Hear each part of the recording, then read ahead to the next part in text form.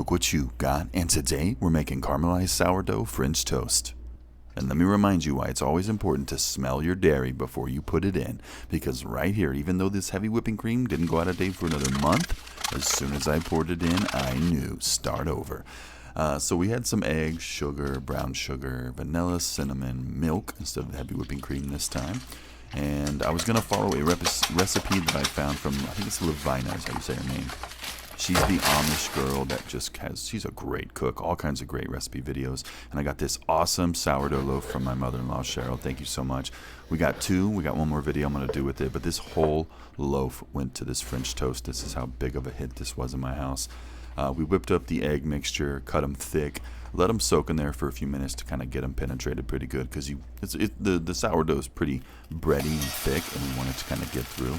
Dropped them in, and then this is the technique I learned from Lovina. She would put some brown sugar on the top and just let it cook down, and then you would just keep flipping as you let it caramelize, and it kind of ends up being this nice, almost crispy crust on the outside. The further you take it, the harder it gets, but we just did it a few times, and my God, I've always loved French toast that you don't have to soak in syrup. I like sweet, gently sweet.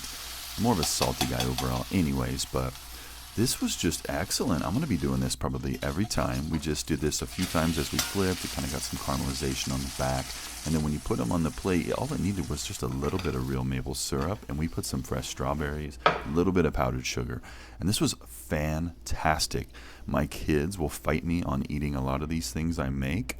This was not one. They were coming back. Is there more? Is there more? Like, we ran out of this French toast. It was so good.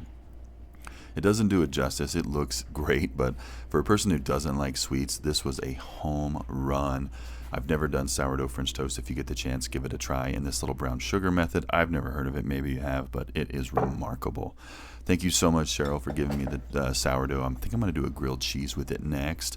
But look at this. This was amazing. Give this a try. If you like this kind of stuff, give me a follow. Feed your people.